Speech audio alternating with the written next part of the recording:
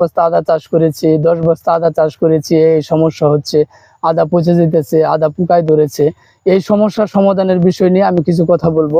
আসলে এই যে কাজগুলো করলে আপনি এই কাজটা করতে পারেন। আসলে আপনারা 5-10 বস্তার কারণে যে বীজগুলো আপনারা কিনতে যাবেন, আসলে যে খরচটা হবে, এই খরচটা আপনারা ওইভাবে কুলাইতে পারবেন না। কারণ 5 বস্তা 10 বস্তা কতটুকু আদা হবে, আর আপনি কতটুকু বীজ কিনবেন? এটা কি সম্ভব? কোনোভাবেই সম্ভব না।